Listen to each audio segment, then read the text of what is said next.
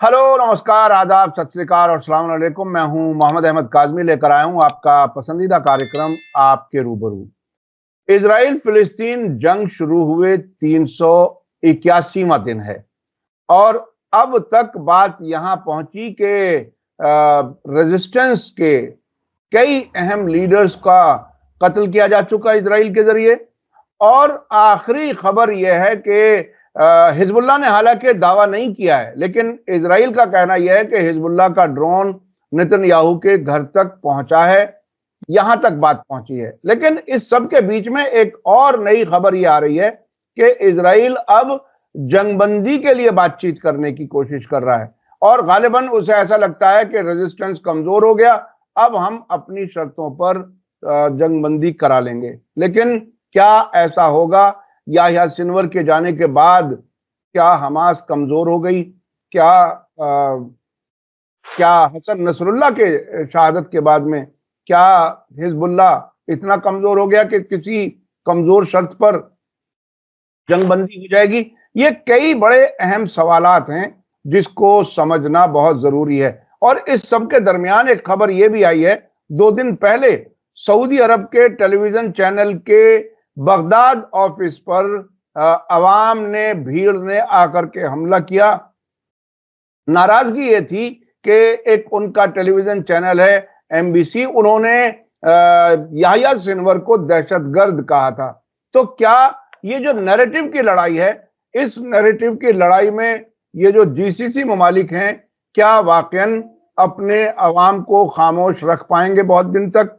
ये बहुत ही अहम सवालात हैं। इस पर बात करने के लिए मेरे साथ खास मेहमान हैं डॉक्टर जफरुल इस्लाम खान साहब, जो बहुत ही जाने माने जर्नलिस्ट, मिल्ली गजट के एडिटर और पैलेस्टाइन डॉक्यूमेंट 1998 में किताब लिखी थी। उसके अलावा भी अरब मुल्कों के बहुत से मीडिया के लिए मजामीन लिखते रहे हैं।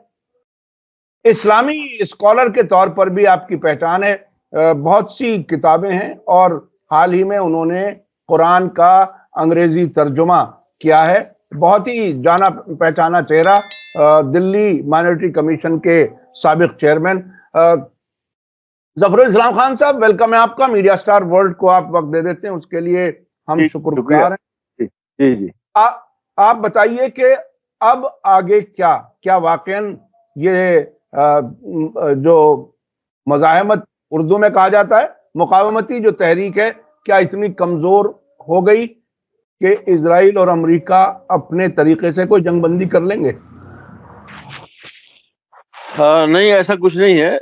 ये जो नाटक है जंगबंदी का या जंगबंदी के लिए बात करने का, ये सिर्फ नाटक है। ये ना इसराइल चाहता है ना अमेरिका चाहता है।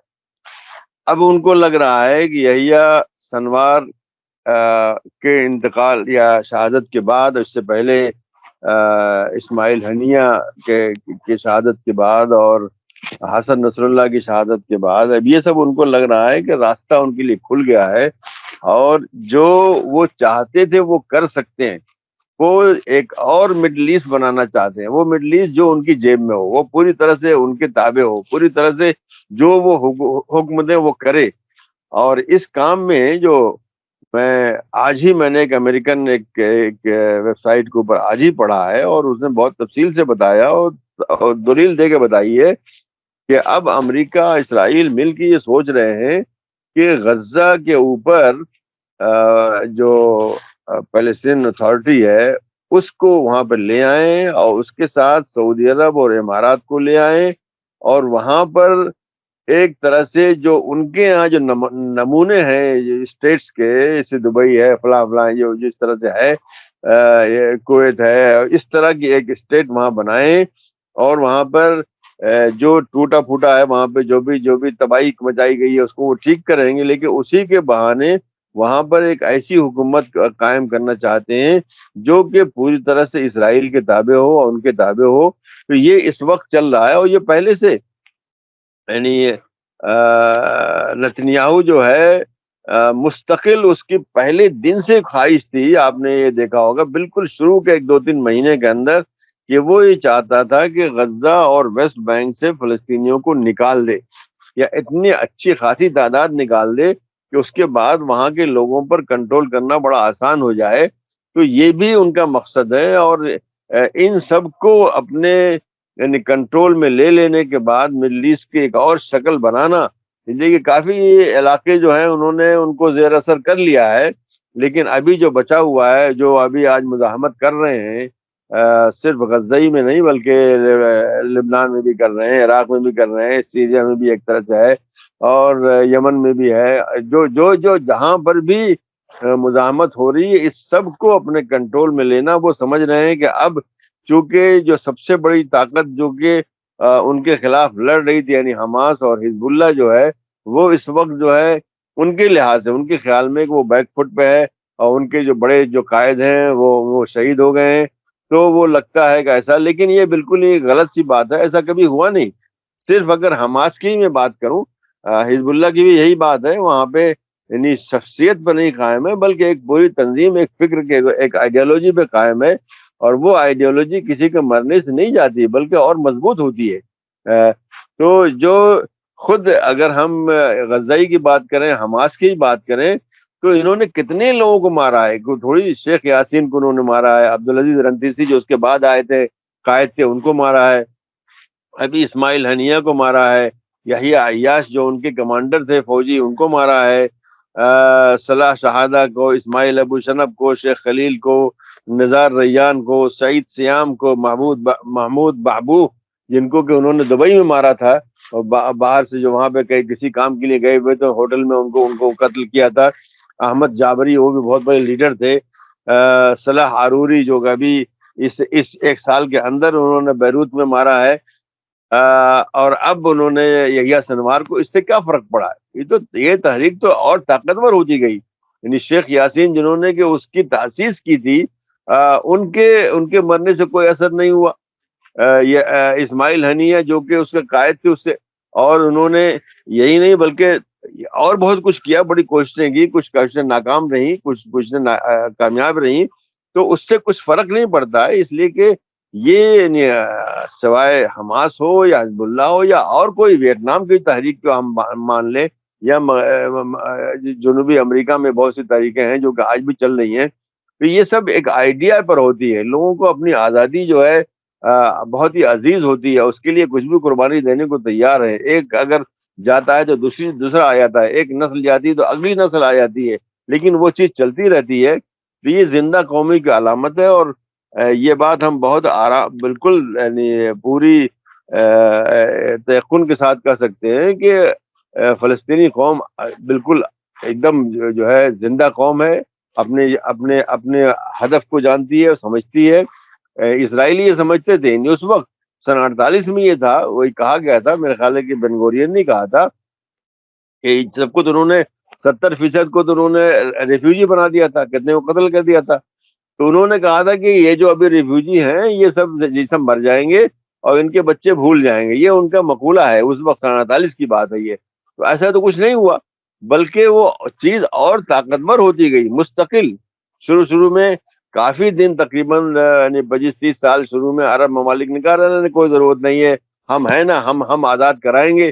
لیکن پھر انہوں نے کہا کہ نہیں، یہ سب ہونے والا نہیں. اور پھر فتح آئی، اس کے بعد پاپولر فرنٹ آئی، بہت سی تنظیمیں آئی، ڈیموکریٹک فرنٹ آئی، اور آخر میں حماس آئی کچھ 31-32 سال پہلے، اور اسی کے ساتھ ساتھ جہاد اسلامی اور بہت سی اس طرح کی تنظیمیں ہیں جو کہ آج کچھ تو اب آج ختم ہو چکی ہیں لیکن کچھ زندہ ہیں.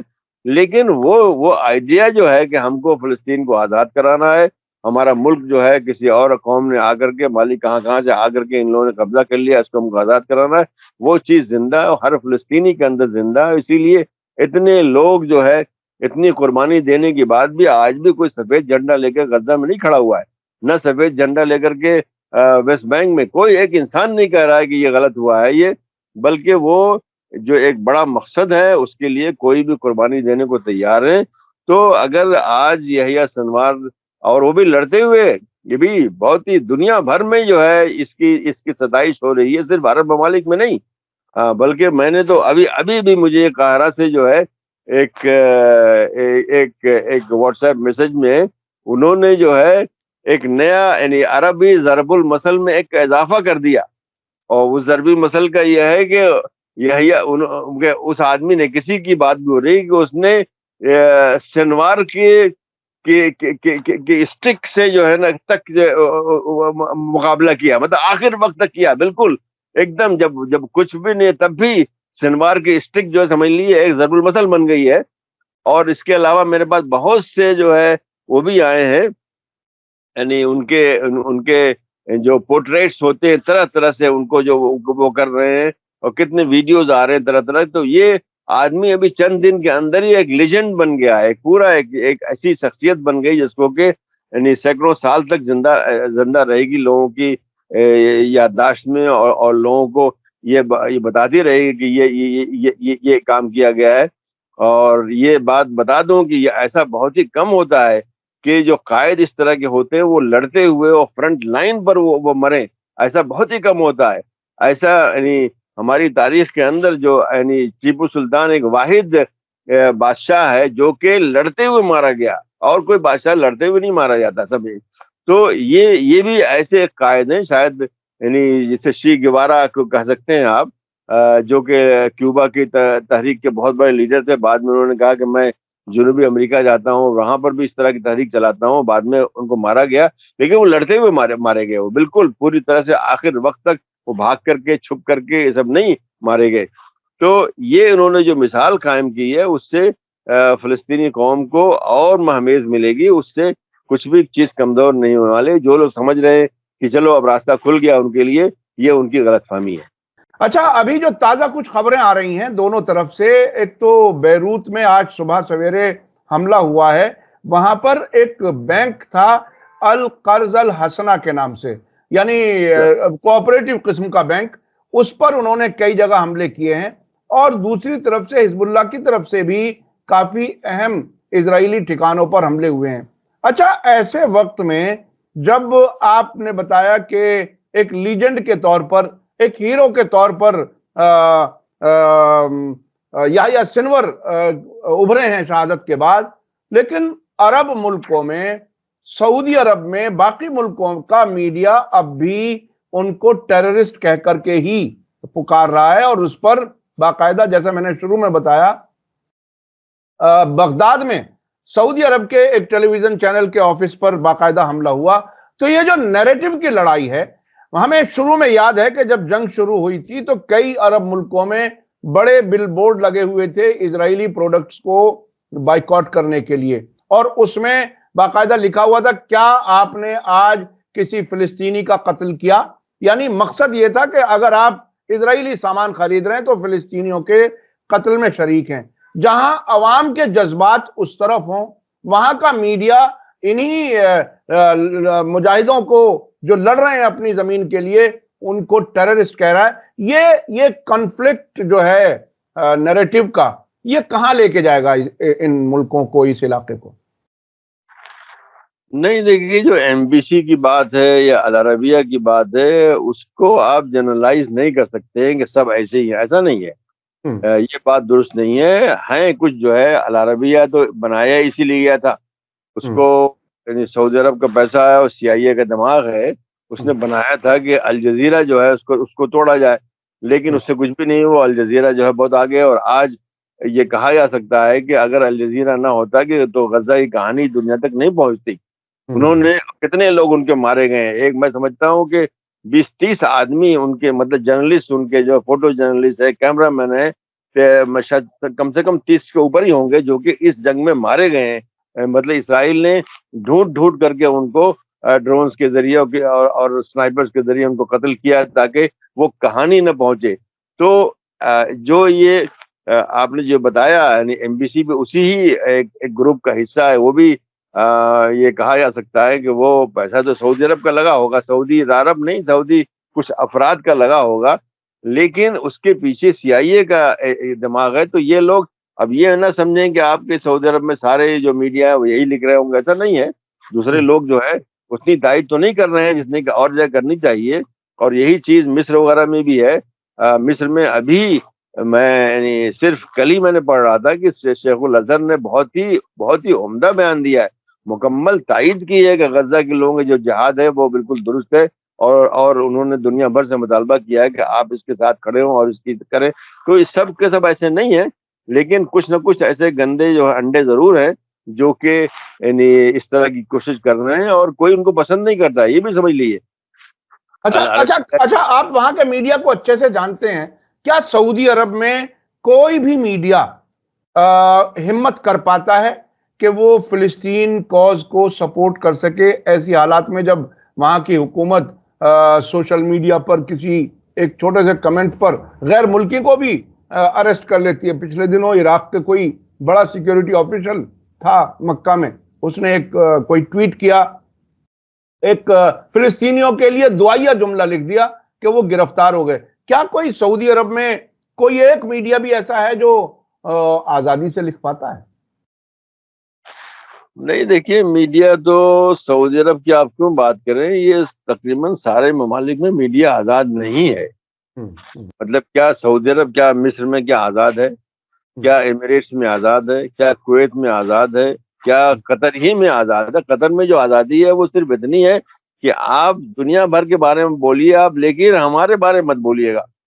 مطلب قطر اور ان کی جو حاکم جو خاندان ہے اس کے بارے میں مت بولیے گا۔ تو آزادی بہت ہی یعنی ایک محدود ہے کہ آپ اس دائرے میں چل سکتے ہیں، کہیں وہ دائرہ بڑا ہے، کہیں دائرہ چھوٹا ہے، لیکن یہ تقریباً ہر جگہ ہے۔ تو جو میڈیا ہے، میڈیا بھی جو ہاؤسز بنائے گئے ہیں، اب تو سعودی عرب میں بھی یہی ہوا، میں خیال مصر میں بھی ایسے ہی ہو گیا کہ انفرادی ملکیت ختم کر دی ہے انہوں نے۔ اب صرف کمپنیاں جو ہے کوئی میڈیا آفس چلا سکتی ہیں، اور کمپنیاں بہرحال وہی ہوتی ہیں جس میں کہ بزنس مین ہوتے ہیں اور اس میں جو لوگ ہوتے ہیں ان کے اور دوسرے کاروبار ہوتے ہیں، تو ان کو ڈرائے رکھتے ہیں، دیکھو اگر یہ کام جو ہے تم جیسا گڑبڑ کرو گے تو تمہارا فلاں جو فیکٹری ہو، تمہارے فلاں شو روم ہے، فلاں یہ ہم بند کر دیں گے۔ تو یہ صورتحال جو ہے، صرف آپ سعودی عرب کی مت بات کیجیے، بلکہ یعنی شاید مطلب میں سمجھتا ہوں لبنان جو ہے، اس کے علاوہ لبنان میں تو آزادی ہے، ایک بڑی حد تک وہاں آزادی ہے، لیکن اس کے علاوہ جو ہے کہیں پر بھی آزادی نہیں ہے کہ آپ جو چاہے لکھیں، جو چاہے کریں، اور لکھنے کے بعد ہی محاسبہ۔ یہاں تو لکھنے سے پہلے ہی محاسبہ ہو جاتا ہے۔ بالکل بالکل جی جی بالکل بالکل۔ یہ اکثر یعنی میں بھی کئی بار گیا ہوں تو وہ ان سارے عرب ملکوں میں اس ملک کی خبر نہیں ملے گی، باقی دنیا بھر کی خبریں ملیں گی۔ یہ بہت انٹرسٹنگ لگتا ہے اخبار تو۔ نہیں ایسی ملیں گی کہ انہوں نے ان سے ملاقات کی، انہوں نے ان سے ملاقات ہاں کیا، اور میونسپلٹی میں یہ ہوا اور کیا ہوا، میں یہی سب خبریں بھری رہتی ہیں اس میں۔ جی جی جی لیکن اصلی خبریں جو کہ پالیٹکس کے بارے میں ہے، اس ملک کی کیا یعنی فارن پالیسی ہے، کیا صحیح ہے غلط ہے، کہ یہ فلاں قدم کیوں اٹھایا، اس پہ کوئی سوال نہیں کرنے والا ہے، نہ کوئی ایڈیٹوریل نظر آئے گا۔ تو وہ حدود ہیں، اور وہ اچھی طرح سے ان لوگوں کو، بلکہ جو ایڈیٹر وغیرہ ہوتے ہیں وہ بھی ٹھوک بجٹ بجا کر کے رکھے جاتے ہیں کہ بھائی تم جو ہے یہ لائنیں کرو گے، اور لائن سے اگر باہر نکلتے ہیں بڑے بڑے لوگ جو ہے، یعنی اب وہ بہت ہی بڑا شاعر تھا جو اس سے پہلے قصیوی، بہت ہی بڑا شاعر تھا عربی زبان کا، اور میرے خیال ہے کہ ہیلتھ منسٹر رہ چکا تھا وہ بیچارے نے کوئی قصیدہ لکھا، اور جا کر کے لوگوں نے بادشاہ کو اس وقت فہد سے میرے خیال ہے کچھ سمجھا دیا کہ یہ آپ ہی کے بارے میں ہے، حالانکہ وہ ایسا تھا نہیں وہ، لیکن اس آدمی کو گھر بٹھا دیا گیا، کئی سال تک گھر بیٹھا رہا بیچارہ، اور بعد میں جب اس کو ذرا سے آزادی دی گئی تو اس کو برطانیہ میں سفیر بنا کے بھیج دیا گیا ہے، کہ جو آدمی منسٹر رہ چکا ہو وہ پھر اس طرح سے اس سے ہوا، تو آزادی نہیں ہے۔ اور وہ یہ چیز وہیں پر نہیں، اور بھی یہ مثال آپ کو کہیں اور بھی مل جائے گی، آپ کو یعنی عمان میں بھی مل جائے گی، آپ کو مصر میں مل جائے گی، سعودی عرب کے علاوہ یعنی آپ موراکو میں مل جائے گی، الجزائر وغیرہ مل جائے گی، تونس میں۔ تو یہ سارے نظام جو ہے سیکورٹی کے لحاظ سے تقریباً ایک ہی ہیں، بلکہ یہ کہا جاتا ہے کہ سیکورٹی کے معاملے میں ان سب میں چاہے آپس میں اختلاف ہو، سیکورٹی میں یہ سب متحد ہیں، ان کی سیکورٹی جو آپریٹرز ہوتا ہے سب آپس میں ان کی تال میل بالکل ٹھیک ٹھاک رہتی ہے، اس لیے کہ وہ سمجھتے ہیں کہ ہماری سیکورٹی اور فلاں کی سیکورٹی سب ایک ہی ہے، اگر وہاں گڑبڑ ہوگا تو ہمارے یہاں بھی ہو سکتا ہے، تو سب اس میں اچھا تعاون کرتے ہیں۔ یہ بات یعنی بہت اہم ہے کہ عرب ممالک جو عرب لیگ کے جو ممبر ہیں، 23 ممبران ہیں، سب میں سیکورٹی کے معاملات میں کوئی خلاف نہیں ہے، کوئی مخالفت نہیں ہوتی آپس میں، بلکہ وہ ان کے سیکورٹی کے منسٹر ہے یا انٹیلیجنس کے جو بھی ہیڈ ہوتے ہیں وہ آپس میں خوب ملتے رہتے ہیں، چاہے کتنی اوپر سے دشمنیاں ہوں۔ بہرحال وہ وہ الائز ہیں ایک ہی اوپر سے جو جسے کہنا چاہیے وہ ٹرائنگل جو ہے وہ امریکہ سے بھی ملتا ہے اور کہیں نہ کہیں کوئی ایسا تال میل ضرور ہوگا. اچھا ایک تازہ خبر یہ آ رہی ہے کہ ایران پر اسرائیل کی طرف سے حملے کی تیاری کے سلسلے میں کچھ ڈاکومنٹس لیک ہو گئے اور اس کی انویسٹیگیشن ہو رہی ہے امریکہ میں. اس کے علاوہ ایک خبر 3-4 دن پہلے آئی کہ ایرانین ہیکرز، اب یہ کوئی آفیشل تو ہوتا نہیں لیکن انہوں نے یہ کہا گیا کہ ایرانین ہیکرز نے امریکہ، کینیڈا اور آسٹریلیا کے بہت سے سینسٹیو انسٹیٹیوشنز تک ایکسس حاصل کر لی اور وہاں پر ایڈوائزریز جاری ہوئی ہیں باقاعدہ کہ اپنے اپنے کمپیوٹر چیک کریں، نئے پاسورڈ لگائیں وغیرہ وغیرہ جو ہوتے ہیں. لیکن بہت کچھ ایسا خدشہ ہے کہ انفارمیشن بہت سی لیک ہو چکی ہے. آپ اس طرح کی جب خبریں آتی ہیں تو آپ کو کیسا لگتا ہے؟ جس زمانے میں آپ وہاں جاتے آتے تھے اس پورے علاقے میں، کیا سوچا جا سکتا تھا کہ کوئی ایک مسلم ملک بھی ایسا ہو سکتا ہے کہ امریکہ اور ایسے بڑے ملکوں کی بھی سیکیورٹی کے لیے خطرہ بن جائے؟ ہاں دیکھیے، اصل میں آج کی دنیا وہ نہیں ہے جو کہ 20-25 سال پہلے کی دنیا تھی. آج دنیا بدل گئی ہے. آج تقریباً ہر ملک میں، ایران سمیت دوسرے ممالک میں بھی وہی بات ہے کہ لوگوں نے پڑھ لکھ لیا ہے، ان کے دماغ کھل گئے ہیں، انہوں نے جو ہے بڑی بڑی ڈگریاں جا کر کے خود برطانیہ، امریکہ، فرانس، کانگلاس حاصل کی ہے. تو اگر وہ چاہیں تو اپنا دماغ استعمال کر کے وہ سب وہی کر سکتے ہیں جو وہ آج ہمارے ملکوں کے اندر بڑے بڑے اسلحے بن رہے ہیں. کیا ترکی میں نہیں بن رہے ہیں؟ کیا ایران میں نہیں بن رہے ہیں؟ ایک حد تک مصر میں بھی کچھ نہ کچھ بن ہی رہا ہے. تو یہ سب پہلے 25-30 سال پہلے ناممکن تھا. آپ سوچ نہیں سکتے تھے کہ ہمارے ممالک جو ہے وہ ڈرون بنا لیں گے، وہ ٹینک بنا لیں گے، وہ ہیلی کاپٹر بنا لیں گے. آزادی نہیں تھی، مطلب وہ اس ٹیکنالوجی تک پہنچنے کی آزادی نہیں تھی کہ آپ کا داخلہ نہیں ہوتا تھا ان کورسز میں. لیکن آج دنیا ذرا کھل گئی ہے اور پھر انٹرنیٹ نے آ کر کے بہت کچھ کھول دیا ہے. جو لوگ ذہین ہیں، سمجھدار ہیں، وہ انٹرنیٹ سے بہت کچھ حاصل کر سکتے ہیں. جو چیزیں ان کو منع کی گئی ہے کہیں نہ کہیں آپ کو مل جاتا ہے. ذرا سا آپ محنت کیجیے، 1-2 گھنٹہ لگائیے تو آپ کو کوئی بھی انفارمیشن، کوئی بھی چیز ہے، کوئی بھی فوٹو ہے، کوئی بھی اس طرح کی رپورٹ ہے، کہیں نہ کہیں سے مل ہی جاتی ہے. تو آج دنیا بدل گئی ہے. آج وہ دنیا نہیں ہے جو کہ اب جو 30-40 سال پہلے تھی. یعنی جو ہے جو محاصرہ کر رکھا تھا انہوں نے، یعنی سائنٹیفک طریقے سے، ٹیکنالوجیکل طریقے سے، وہ محاصرہ ختم ہو گیا ہے. آج ایک طرح سے یعنی لیول پلئنگ فیلڈ بن چکی ہے کہ دوسرے لوگ بھی ان چیزوں میں آ کر کے وہی سب کچھ کر سکتے ہیں جو آپ کرتے تھے.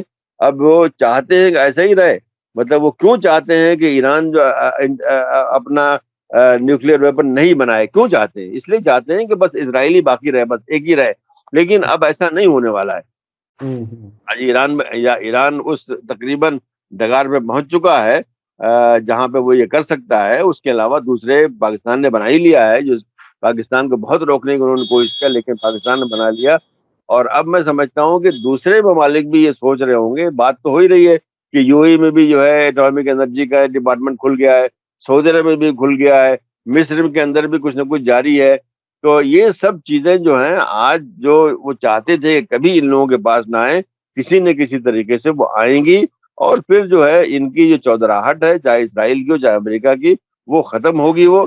اور یہ جو وہ راز ہمارے معلوم کرتے تھے، تو آج ہمارے پاس بھی وہ ٹیکنالوجی آ گئی ہے کہ ہم بھی ان کے راز معلوم کر سکتے ہیں.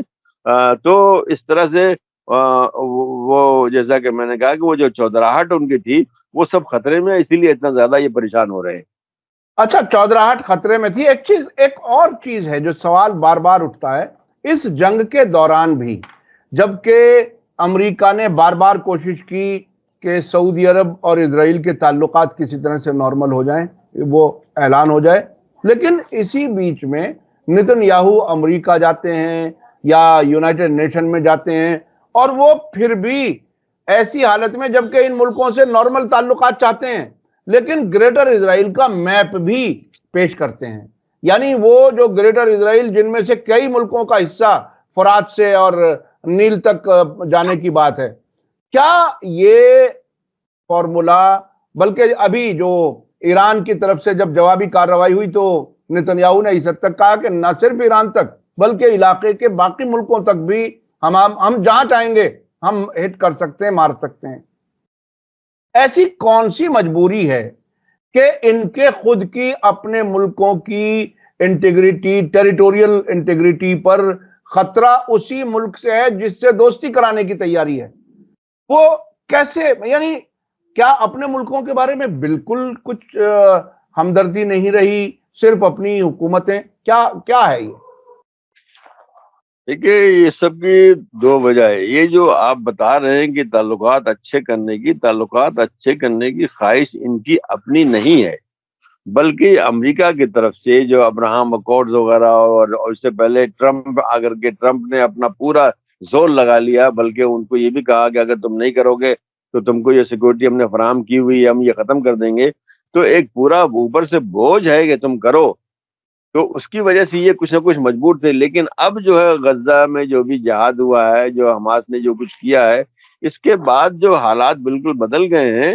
چاہے جو بھی کہا جا رہا ہو برطانیہ میں یا امریکہ میں کہا جا رہا ہے یا اسرائیل میں کہا جا رہا ہے کہ اب نیا مڈل ایسٹ آنے والا ہے اور جس میں کہ سعودی عرب اس میں شریک ہوگا، میں نہیں سمجھتا کہ یہ سب ہونے کے بعد جو ہے اتنی جلدی یہ ہونے والا ہے۔ 20-25 سال کے بعد ہم نہیں جانتے، لیکن ابھی جو ہے جو صورتحال ہے عوام کی، جو صورتحال ہے، عوام جس طرح سے، یعنی ایک طرف تو وہ دیکھ رہی ہے کہ حماس نے یا فلسطینیوں نے یا ان لوگوں نے مل کر کے جو جہاد کیا ہے اور یعنی جو انہوں نے یعنی اپنا رول ادا کیا ہے، وہ بالکل غیر معمولی ہے اور غیر متوقع بھی ہے۔ تو اب اس کے خلاف اس کے بعد انہوں نے اپنے اس عمل سے فلسطین کے کاز کو بالکل مرکزی جگہ پہ لا کے کھڑا کر دیا ہے۔ اب کوئی انکار نہیں کر سکتا اس کا، اس کے بغیر کچھ نہیں۔ اب جب تک کہ مرکزی جو کردار ہے یعنی فلسطینی، وہ اسرائیل سے کوئی بات کرنے کو تیار ہوں، اس سے پہلے کوئی اور نہیں کر سکتا ہے، چاہے امریکہ سے کچھ بھی سگنل آ رہا ہو کہ یہ کرو وہ کرو۔ لیکن ایسا ہونا ہی نہیں والا ہے۔ اور خود سعودی عرب میں بھی آفیشیل طریقے سے یہ کہا گیا ہے کہ جب تک فلسطینی اسٹیٹ قائم نہیں ہوگی ہم جو ہے اسرائیل سے تعلقات نہیں قائم کریں گے۔ اس کی وجہ یہی ہے کہ وہ اپنے عوام کے سامنے جو ہے اس کی تبریر نہیں کر پائیں گے، جسٹیفائی نہیں کر پائیں گے کیسے ہم کر رہے ہیں۔ تو جیسا بھی ہو، یعنی ڈکٹیٹرشپ ہے، یہ سب کچھ ہے، لیکن پھر بھی عوام کی طرف جو ہے ہر حاکم کی نگاہ ہوتی ہے کہ وہ اس کا ریئیکشن کیا ہوگا۔ اور اب جبکہ ہر آدمی، ہر انسان جو ہے، یعنی نہ صرف سعودی عرب میں بلکہ دوسرے عرب ممالک میں اور مسلم ممالک میں ہر جگہ اس بات کو سمجھ رہا ہے کہ اس قربانی کے بعد اور اتنا جو انہوں نے کیا فلسطینی، اس کے بعد جو ہے انہی خطوط پر کوئی بھی صلح یا کوئی بات ہو سکتی ہے جو کہ فلسطینی قبول کریں گے۔ تو ابھی یہ سب باتیں جو ہو رہی ہیں ان کو بس ایسے ہی دیکھ لیجیے، وہ سب باتیں ہوتی رہتی ہیں اور بدلتی رہتی ہیں، گول پوسٹ ان کے بدلتے رہتے ہیں، کل یہ پیچھے بھی آ جائیں گے۔ ابھی اب بہت سوچ رہے ہیں کہ مڈل ایسٹ ایک نیا بنائیں گے جس میں اسرائیل ہر طرح سے حاوی ہوگا اور اسرائیل کے اوپر امریکہ حاوی ہوگا۔ تو یہ کسی طرح سے کوئی ضروری نہیں کہ یہ چیز پوری ہو، اس لیے کہ دوسرے لوگ اس کو ناکام بنانے کے لیے بالکل متحد ہیں اور بری طرح سے اپنی جان لگائے ہوئے۔ اچھا، آپ کو روس کا رول کیسا لگتا ہے؟ دیکھیے، ایک زمانہ تھا مجھے یاد ہے، ایران میں اسلامی انقلاب کے بعد جو نعرے تھے 3-4، وہ مرگ بر امریکہ، مرگ بر شوروی یعنی سوویت یونین، مرگ بر اسرائیل۔ پھر وہ شوروی تو ختم ہو گیا، سوویت یونین ختم ہو گیا، اور ایک تاریخ یہ بتاتی ہے کہ بڑی تعداد میں یہودی روس سے، سوویت یونین سے اسرائیل میں آ کر کے بسے ہیں۔ کیا اس وقت کی روس کی سرکار کیا جینونلی فلسطینیوں کے حق میں اور ایران کے پالے میں سمجھیے یا ایران کے ساتھ میں ہے، ذہنی طور پر بھی ایسی ہے، یا کوئی ٹیکٹیکل ٹائملی ٹیمپرری کوئی چیز ایسی ہے جو ابھی فی الحال وہ امریکہ کی دشمنی میں ایسا کر رہے ہیں؟ کیا ہو سکتا ہے آپ کی نظر میں؟ دیکھیے، یہ بات تو سب کے سامنے ہے اور سب سے پہلے روسیوں کے سامنے ہے کہ امریکہ نے ان کو توڑنے کی پوری کوشش کی، کتنے ممالک وہاں سے نکال کر کے نئے نئے ممالک بنا دیے۔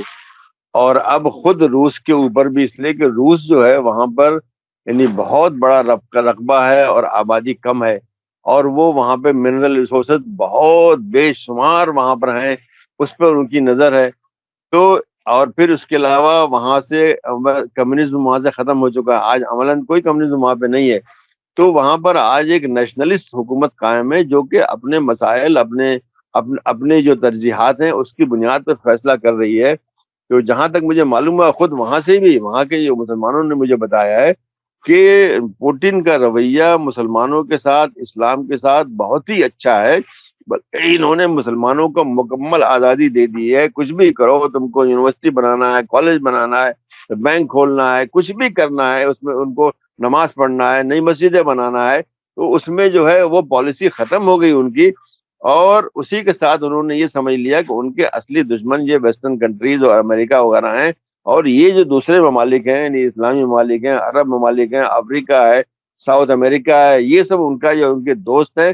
اور اس بنیاد پر انہوں نے ایک نئے طریقے سے اپنی جو پالیٹکس اور اپنی ڈپلومیسی شروع کی ہے. اور اس میں جو ہے میں نہیں سمجھتا کہ اس میں کوئی منافقت ہے، بلکہ انہوں نے اب دیکھ لیا ہے کہ وہ ایک طرح سے پہلے، یعنی امریکہ کا ہی ایک دوسرا سکہ ہوا کرتے تھے پہلے، اب ایسا نہیں ہے، بلکہ وہ سمجھتے ہیں کہ امریکہ ہی ہمارا حریف ہے، امریکہ ہی ہمارا دشمن ہے. امریکہ کا مطلب ہوتا ہے مغرب، یعنی پورا ویسٹرن یورپ، اور اس میں کہ فرانس اور برطانیہ وغیرہ سب شامل ہے.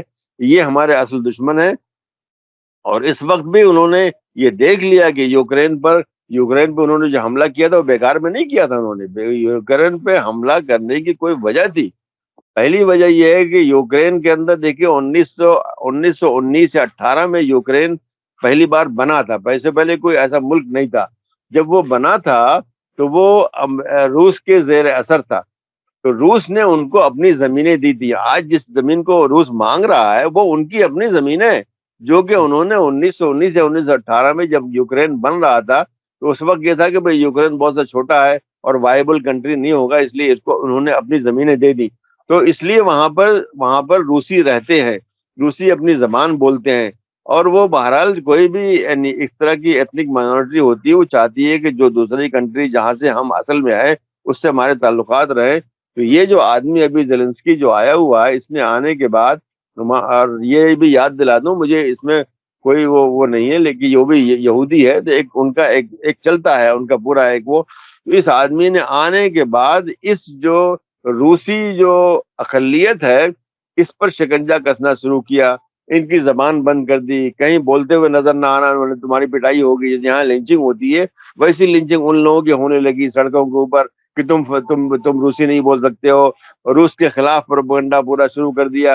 تو ایک بہت ہی بری حالت پیدا ہو گئی جس میں کہ وہ کافی لوگ جو کہ اس پورے یعنی جو مشرقی یوکرین ہے وہاں پر جو روسی اقلیت ہے اس پر ظلم جو ہے طرح طرح سے ڈھانا شروع کیا. تو اس مجبوری میں پھر روس نے اٹیک کیا.